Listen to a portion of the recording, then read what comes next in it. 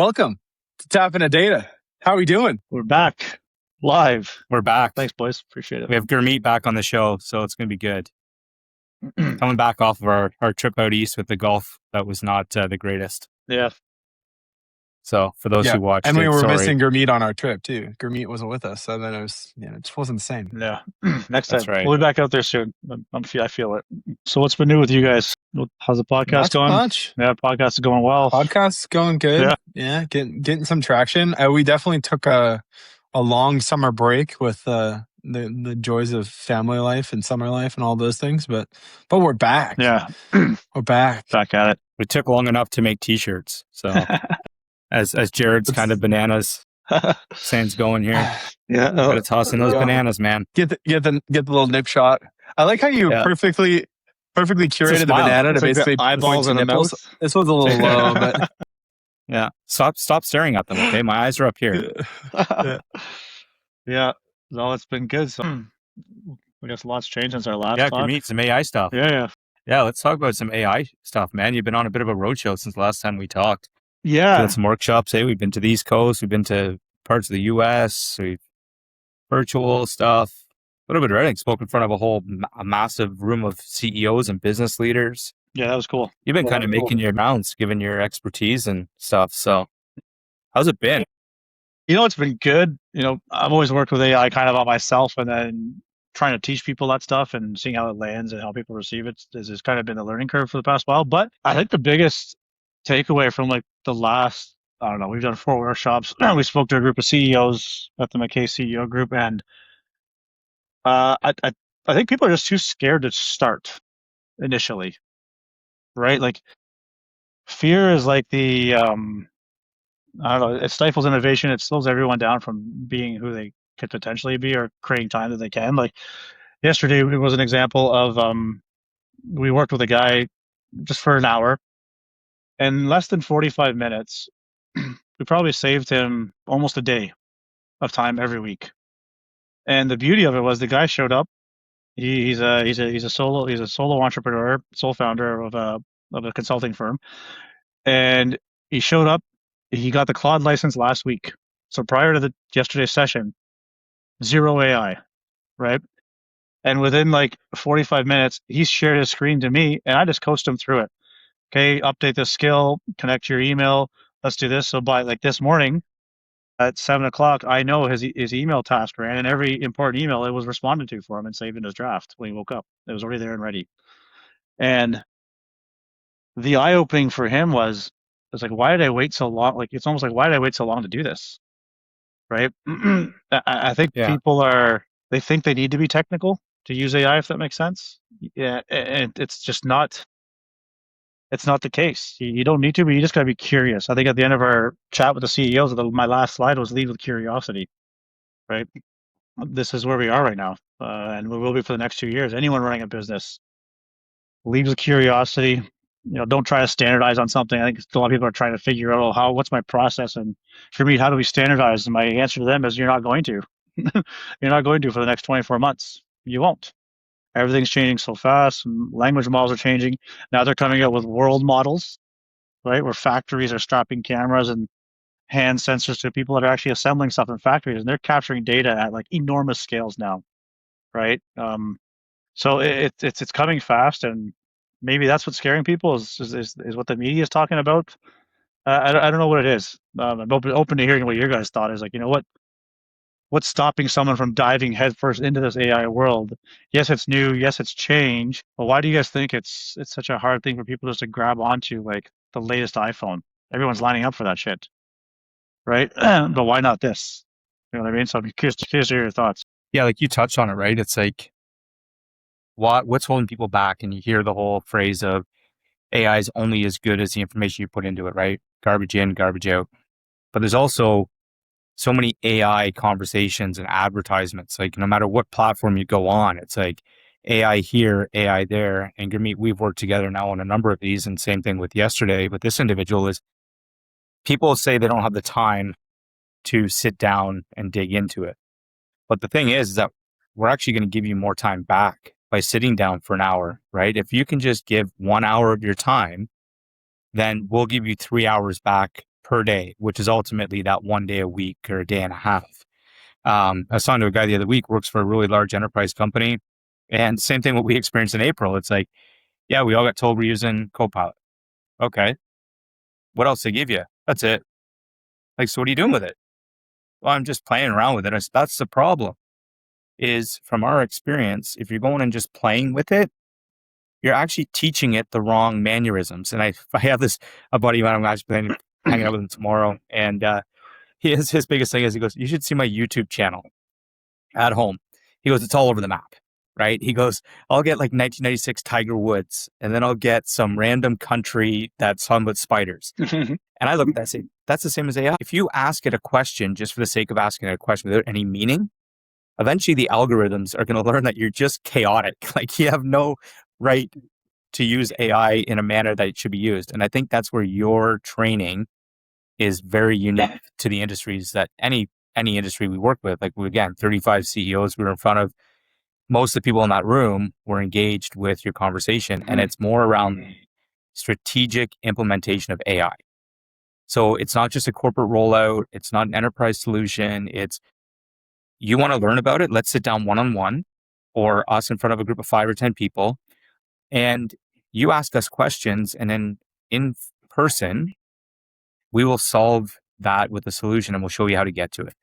Where these massive rollouts are just a playbook of do this, go to here, troubleshoot this, that, and then people just start playing around with it and get funny pictures and this. So like my thing is people are fearful of it because it's a massive rollout. People feel, okay, it has to be done, but then there's no way to use it properly. But that training is lacking, right? It's like, we'll do it. And Jared's favorite comment is, we'll get it in 6 months. We'll get there in 6 months, right? But then like the group that we were with in April, corporate still hasn't rolled anything out to them. And that was supposed to have been done in Q1. Yeah. And still nothing. Yeah, you know what? You make a good point because there's the enterprise organizations that are adopting AI and they're rolling out AI training, but like you said, it's that enterprise flavor of training. I think the SMB market right now has the greatest opportunity of all time. With less IT governance isn't there. They're a bit more nimble and flexible. They can kind of pick and choose how they want to execute. But it's strategic AI training is important, but the SMB market, it's the tactical training that we were delivering that drove the value. What's your role? What do you do every day? And give me 5 things you would delegate to a student if I gave you one tomorrow, right? And then that becomes the inventory of use cases that we use AI in those workshops to kind of bring that time back to folks. But it's and the other side of it is what I've recently tried to come across with some folks is think about AI as just another person you're hiring, right? Just think about it that way for a second. AI is a human. It can process information 100 times faster. It's 100 times more accurate, but it's still influenced by its environment, right? It almost has a mood, a personality, a tempo, right? So when I talk to people about that, they start to kind of understand. I was like, so how do you get a human to walk down a certain path and stay within boundaries? You have to give AI boundaries, just like a human. And people aren't catching that, right? So what's the way you do it with humans? An SOP, standard operating procedure, a checklist, right? So for when people kind of go in and build their AI workflows and they're always worried about the drift. Kirby, what happens when the next model comes out and it has a new release? It's like, well, what's your boundaries? Have you given any boundaries to it? They're like, no. Well, then you're gonna allow it to drift. Anyone driving on the highway, if there's no rumble strips, no yellow lines in the middle, you're gonna drift. It doesn't matter. You won't stay in the same spot the entire time, right? So the part of it is like AI is just human. It's just supercharged, but you still need the boundaries, right? It still has behavior. It still has, it still can be influenced by anyone, anything, at any time. So it's important for people to understand that. But yeah, the enterprise stuff is enterprise companies are so sticky in their tech that they can't expand. They can't really deploy fast. They're just slow to moving. So yeah, honestly, if anyone out there that's in the SMB market, you're a small, medium-sized company, now's the time to capture market share and potentially turn yourself into the enterprise company that you want to be at some point, because now you can, right? You can deploy and see ROI almost instantly now. How many times in the past will we deploy technology and, oh, the ROI is a year and a half, it's 2 years, and you got to wait to see that ROI. AI today is you build something today, you see the ROI tomorrow, right? Well, I saw a really cool thing this morning in this the K Power Hour. The person I was speaking was like, you can get, if you use AI properly, for every dollar in, you're getting $4 back now, just because that is the extra time that you're getting back into the business, right? And like you said, is like using it to offset your need to hire people. There's just because you grow, as your slogan is, grow revenue, doesn't mean you need to hire people just because the needle moves upwards, right? There's certain critical positions obviously you need to have, but some of them are just, they hire just for the sake of hiring because now we just have another big contract, right? But now the issue is what happens if that contract doesn't get renewed? Yeah. Yep. Well, at least AI, you can still continue to use it to support your business without costing you that extra chunk of revenue, right? For that person now that doesn't have a full project to work on. I know, Jared, you're using AI with a bunch of your different stuff. I don't want to get too far into it, but yeah, you're using some little agents and stuff to run some of your daily tasks. So, What you got cooking yeah, over give us there? your thoughts on it. I know you're into it. Yeah, it's amazing. I mean, one, I think, Gurmeet, your point of how do you onboard AI, right? And treating it like an employee is brilliant, right? Like, when you bring a new employee on board, you're expecting that you're going to spend a week or 2 weeks onboarding that employee. And if you use that same mentality when you onboard an AI system, you're going to see such better results, Yeah. right? You get it familiar with the data that you're working with. You get it familiar with your business. And like, one of the things that I've seen recently in a lot of different kind of perspectives is let the AI interview you, Yeah. right? So give it a little bit of context, tell a little bit about yourself, and then say, ask me about what I do, what our business is, what we need to improve on, what we can do better. And you start to naturally get those skills, and things come out of it, right? Yeah. And to the point where, as Adam mentioned, you can basically build coworkers that are virtual agents, right? That can help you with daily tasks, help you keep track of meetings, scheduling email follow-ups, all the way into like actually troubleshooting and debugging complex things as you give them more and more context. Mm. Now, that comes with a lot of guardrails. Yeah. I'm not going to say that you could do that right out of the box, Mhm. because you can easily all of a sudden say, I'm going to give my AI access to everything and hope it goes well. I'll tell you right now, that's not the path No. for anyone out there that's trying it. No, not at all. But if Yeah. you give it the right guardrails, the right reference material, and to your point, like, as you're teaching it, like, you can easily guide it the wrong way. So, like, just like you're teaching a kid, onboarding a new employee, like, you want to feed it good information, correct it where it makes mistakes, question it. My favorite thing ever, and I think you talked about this in maybe it's just one of your posts on LinkedIn, but it was like, ask a question, and like, both things are like positive answers, right? And you're like, well, that's not right. You're like, oh yeah, you're right to question that, Yeah. right? Like, you're right Oh, the to ask grasshopper about thing. that Yeah. response. Yeah. Yeah. The grasshopper And it's test. just Yeah. like, Yeah. there is a lot of those times where you're like, this doesn't seem correct. And the agent comes back and is like, you're right to question this. Actually, upon looking further, you're right. Yeah. And I'm like, okay. Yeah. Well, so like, it's good to engage, right? Like, don't let it be end all be all, but like, there's so many things that used to take up like a considerable amount of time for me that now is done in minutes, right? Like, that it's simplifies all of those tedious tasks. And then when you start to get in deeper, like, once you start to get comfortable with it, you can start to give it those more complex tasks. You can start to, create your own agents, and you start to really have this is like a cohesive plan where, like, you realize just how powerful it can be and the tools that it can enable. Yeah. And you make a good point there, right? You you coach them, you mentor them, and it's okay to have an agent that has to graduate from one stage to another of autonomy. Like, eventually, we want level 5 autonomy. Let's call it level 5 autonomy for the sake of discussion, right? I get down here in the morning, my emails are all replied to, statement of works are generated, PowerPoints are built, and it's perfect, right? But it'll take years to get there, right? Um, so you start with your workflow. People need to understand that, like, it's not a silver bullet right away. Level 1 autonomy, you get it to do 30% of that task, and it's still human in the loop 70%. And it's 50-50, then it's 60-40, then it's 70-30, and then the human's 30% in the loop. Right? You graduate these agents through this process. But it's to your point that you have to continue to coach and nurture these things. They're not they're not self-learning, not yet. I mean, I don't think we're far away from cognitive AI or super AI, whatever they call it these days, where it can consciously kind of think about what it's doing and then correct itself.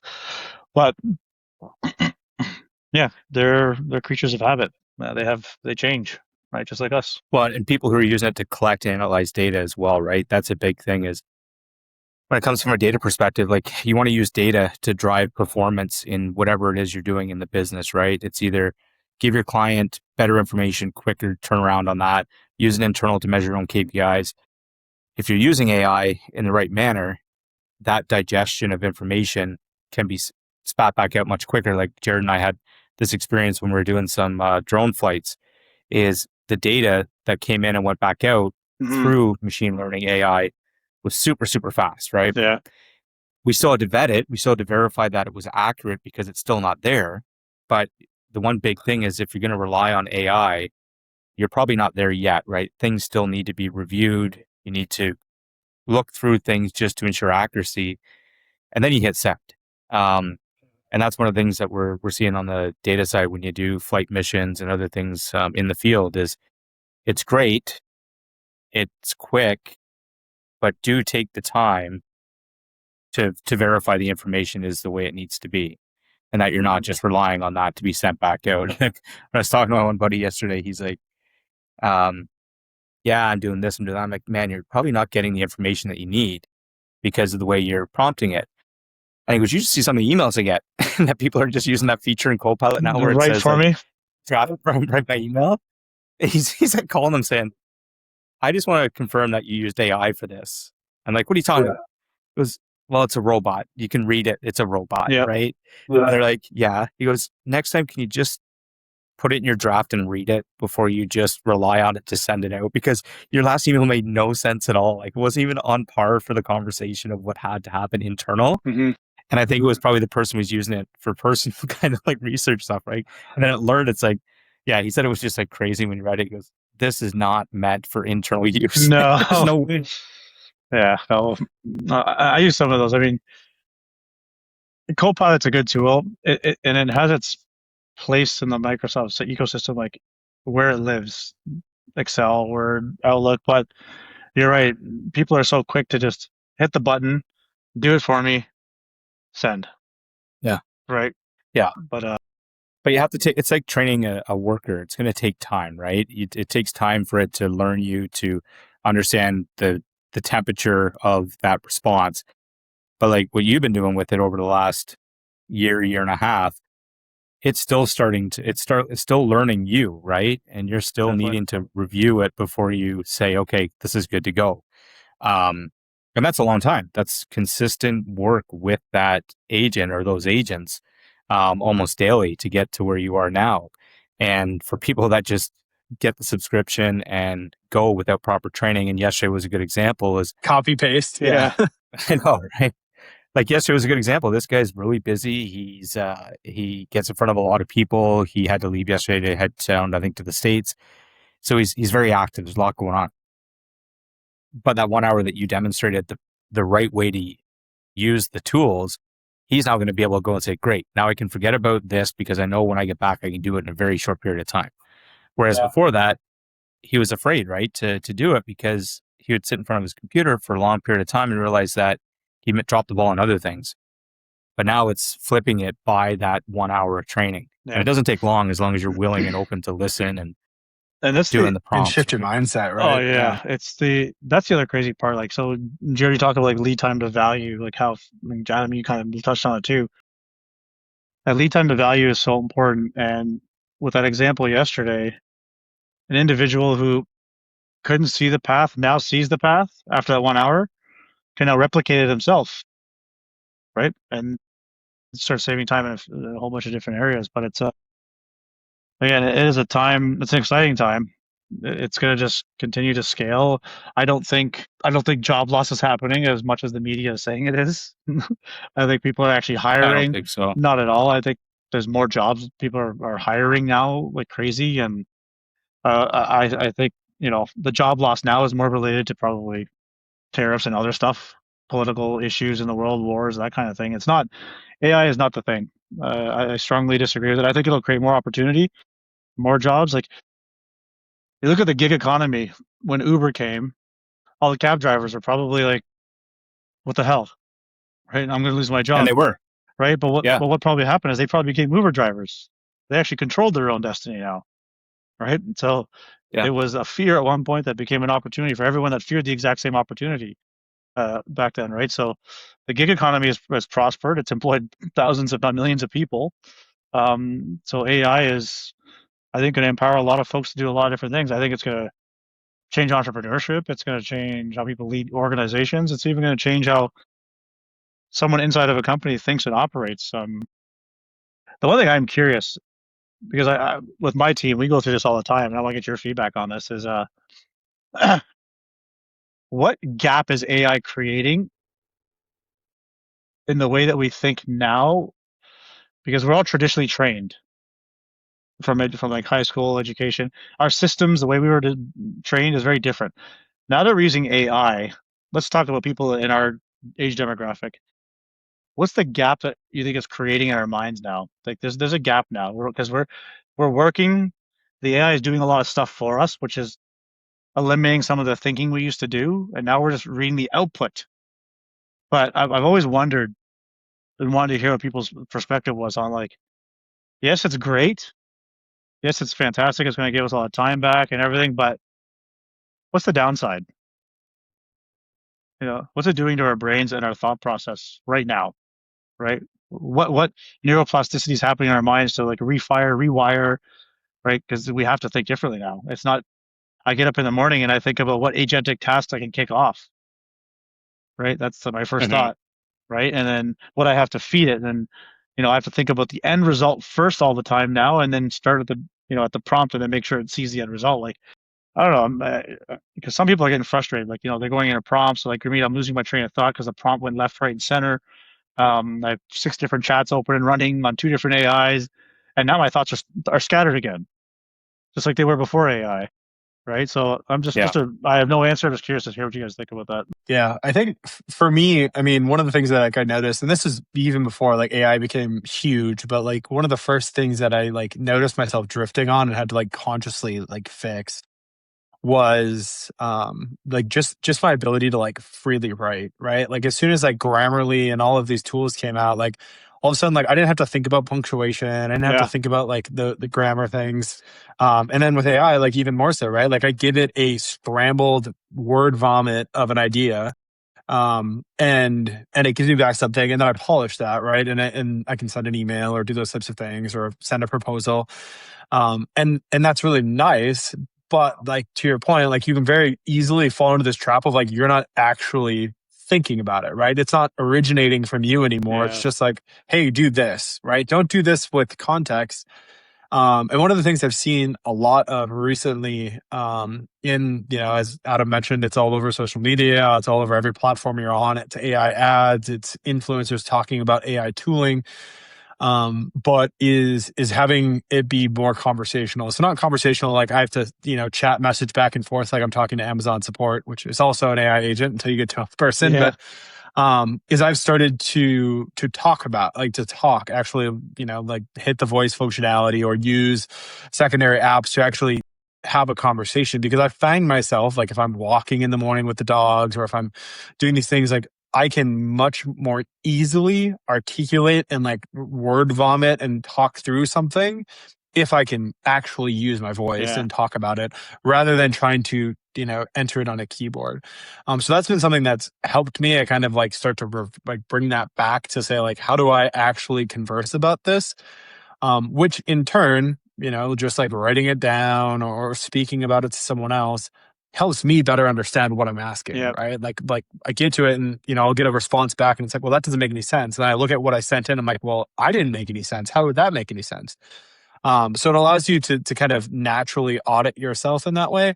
But I feel like that's one of the big challenges is like people begin using like instead of using AI as like a research and like enablement and enabler tool, that increases productivity, they like rely on it to replace them in all ways, right? They're like, I don't have to think anymore. I don't have to type an email. I don't have to figure out how a proposal should be drafted. Yeah. I'm just going to tell it to do it, and it'll come with a template, and we'll rock and roll. And to Adam's point, like you get an email or proposal, and you're like, what in the world were you thinking? Yeah. It's like you weren't, right? Like you didn't Exactly. read this. Yeah, You didn't exactly. prompt it. You just said, I need a proposal for this amount to this person. Type some boilerplate stuff in there and go, instead of saying, hey, here's the context of the project. Here's the costs and why we're arriving there. Build me a proposal template that I can review and give feedback, and go back and forth, right? Don't take the first response. Yeah. And I think that's the biggest thing that like I've caught myself and continue to change the way that I interact with these tools. But like a lot of people don't, right? And you can very clearly, especially if you've used the tools, you can immediately tell that someone's like, oh, they took their first response and they did not edit it and they did not read it. Yeah. Yeah. So I'm hearing you say use it as a collaboration partner, right? It's like not just a one-way street. Give you this and give me that back. It's more talk to each other, pressure test ideas, scenarios. You know, the concept. I've done that driving in my car.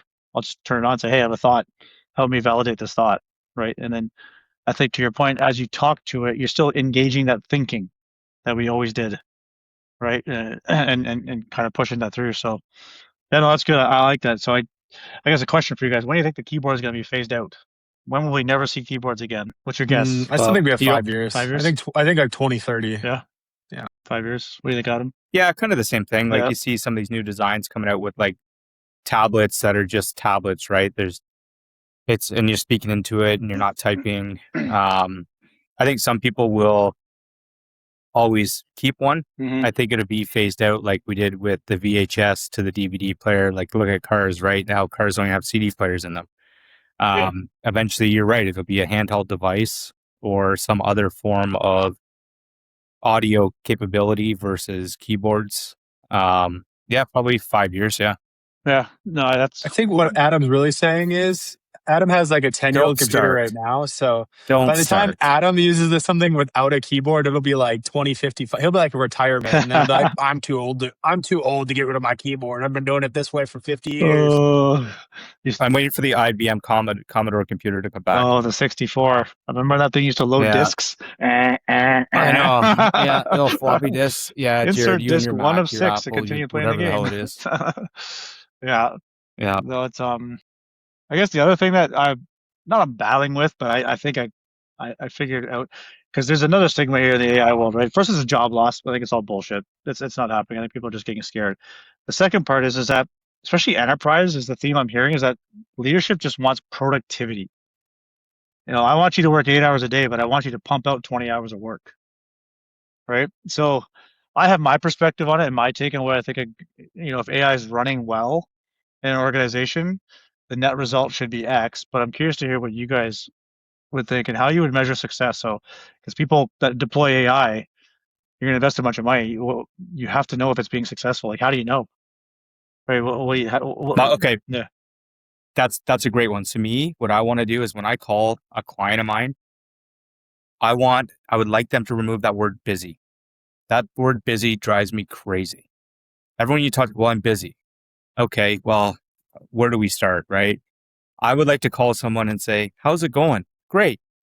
The amount of time I have now in my work week is amazing. I get chances to do this, I do that, right? Like when you call someone and say I'm busy, okay, you pick up the phone, so you can't be that busy because we're talking right now, right? Yeah. It's like, let's make it more meaningful in the sense of how was your weekend? Yeah. How are the kids? Yeah. How's hockey? How are you doing with that? Instead of how's it going? Oh, busy. Yeah. Yeah. Yeah. We're all busy, man. Everybody's busy. It never stops, right? No, and you're right. That's like time. It's time. You just can't stop it. So why not be more productive with it? Yeah. No, for sure. Like we're sitting here doing a podcast for an hour and Yeah. we start at 2:00 Eastern time. Yeah. I'm drinking non-alcoholic beer, by the way, so people who are watching. But we're able to do this podcast in the middle of the day, knowing that when we shut this down and we say our goodbyes, we can be productive by using AI in a meaningful way 100%. to get us caught back up. Right? What, my agent's working right now. I'm here having a good conversation, but Claude's Is in it the you though, background or is doing it funny somebody things. else? Yep. Is it you? But I think, I mean, really, if you could confidently, like, where people say, like, hey, I want to get 20 hours of work out of 8 hours, like, easy. If you're using the tooling correctly, easy, right? And the challenge, I think that, like you identified earlier, we talked about, we're seeing with these large corporations, large enterprises and their IT divisions is like, you're not going to get that, right? Like us as like small, like business owners, individuals, small teams, it's really, really easy to say, we get an insane amount. Like we're getting the work done of 20, 30 people, right? With a handful of people, depending on the week, right? And depending on the tasks that are being done.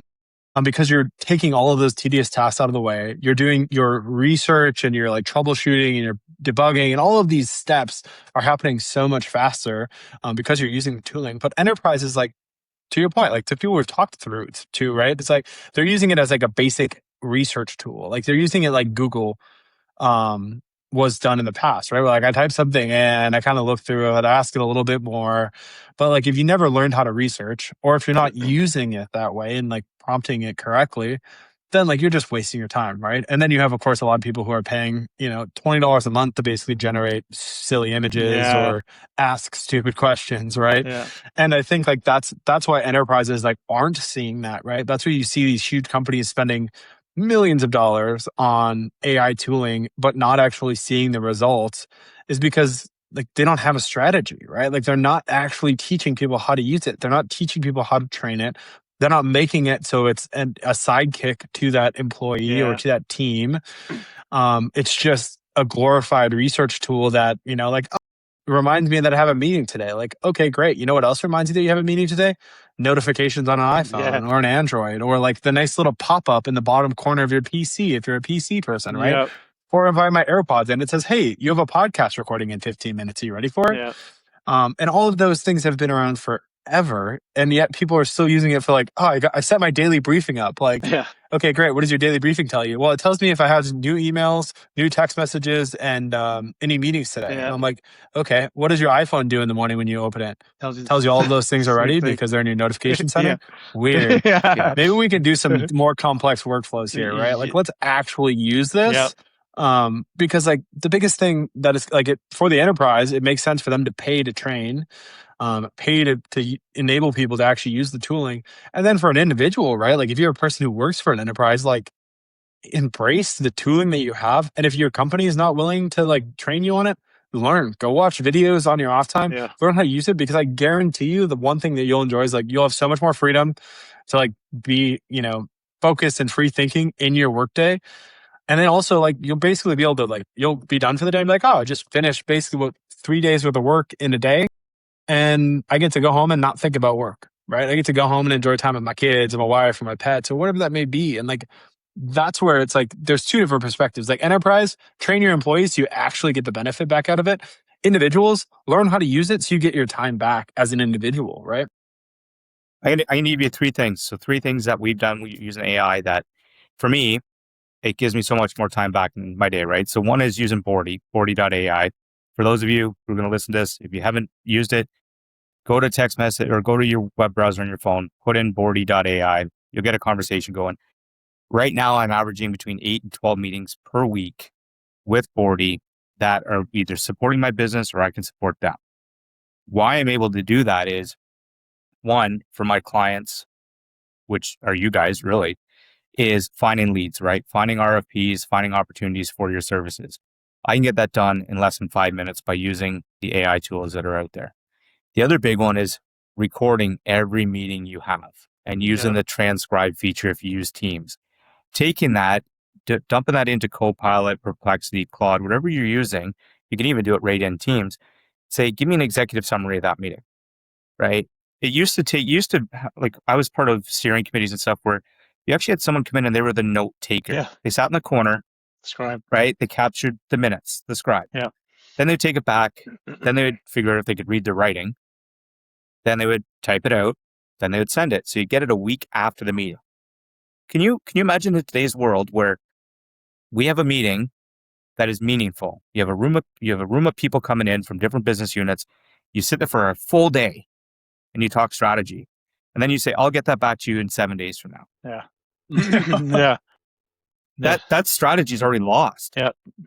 Yeah. Right? If you can take that in today's world and you say, okay, we're going to record this entire thing, and we've all done this, and then say, by the time you get back to your office, you will have the executive summary plus the action items in your inbox for you to be actionable on it the same day. Yeah.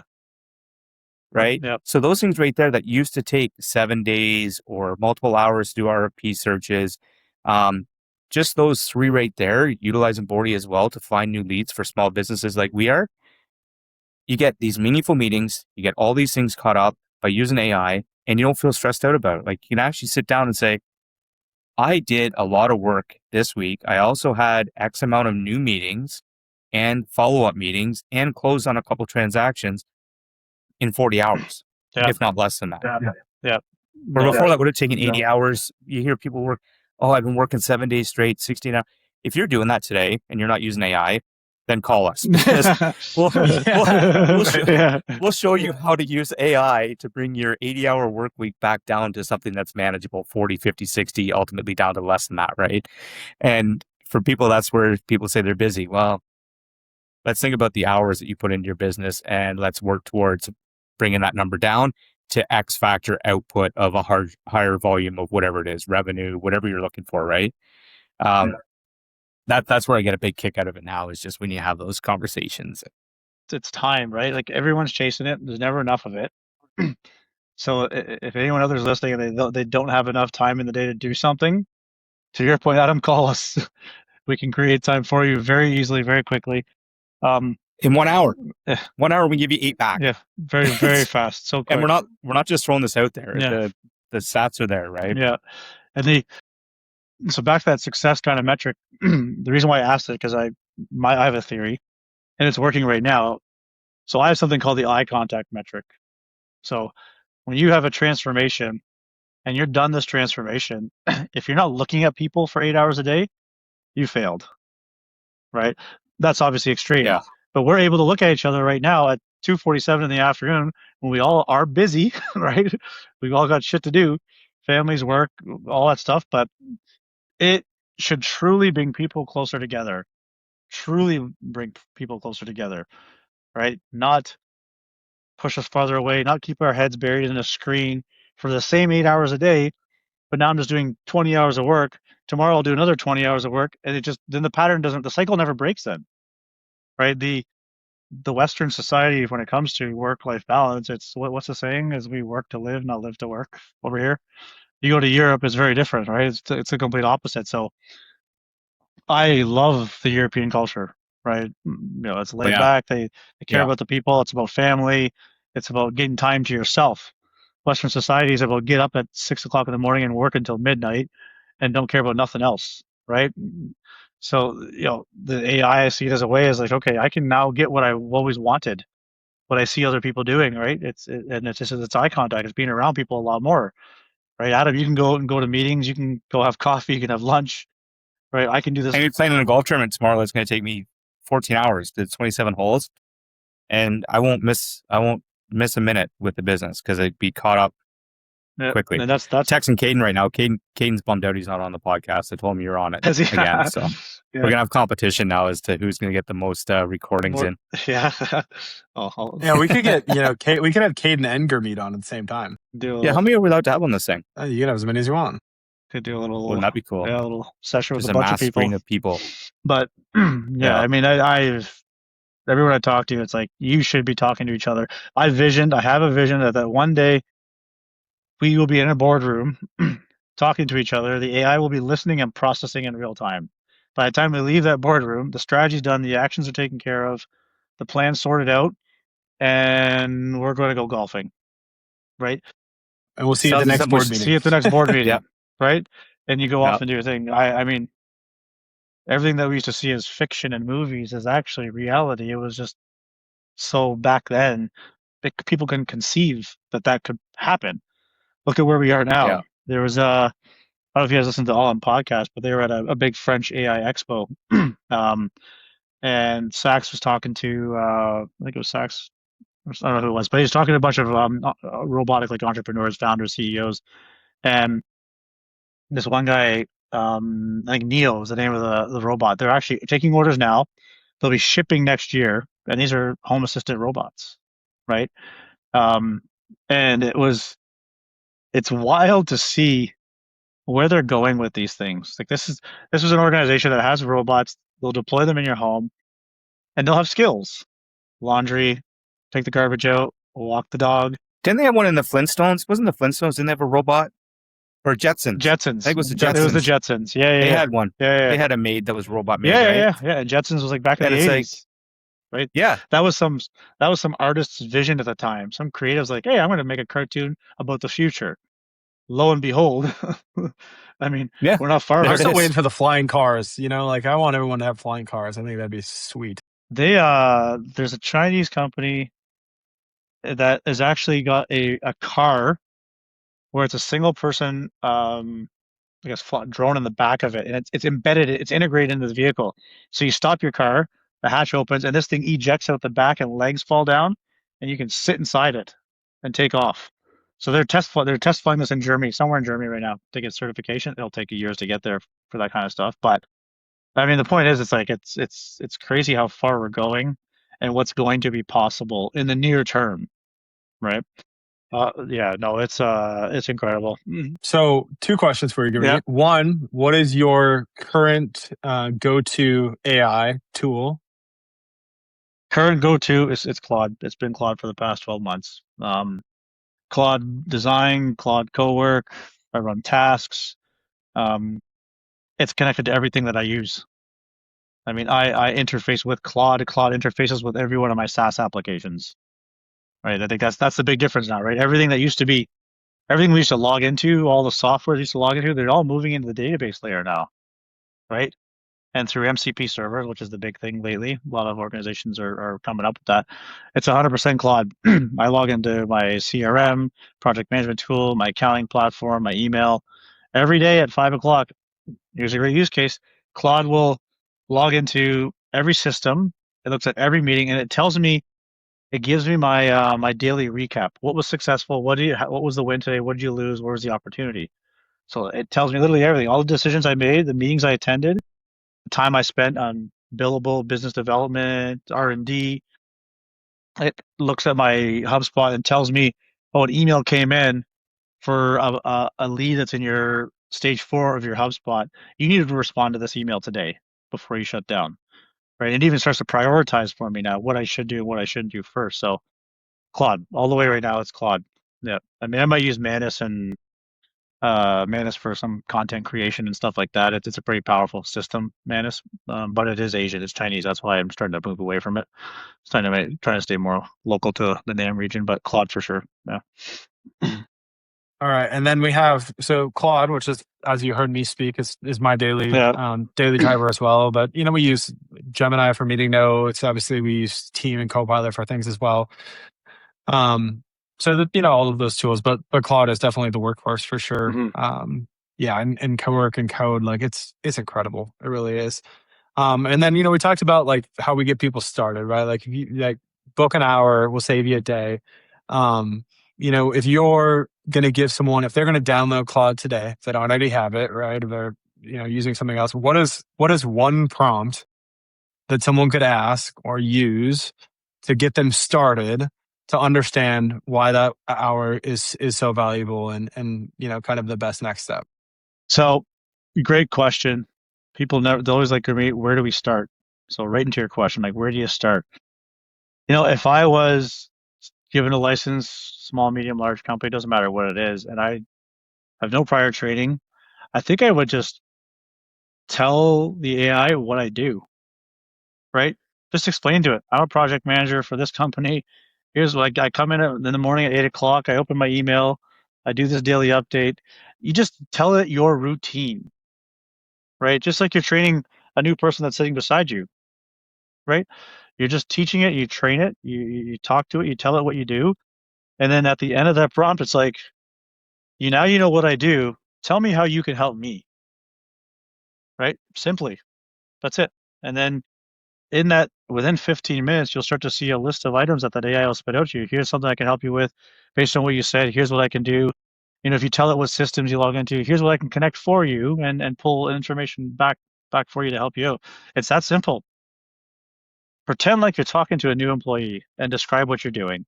Really, at the end of the day, that's all I think you got to do. Hey guys, with that, I have to jet. Yeah, no problem.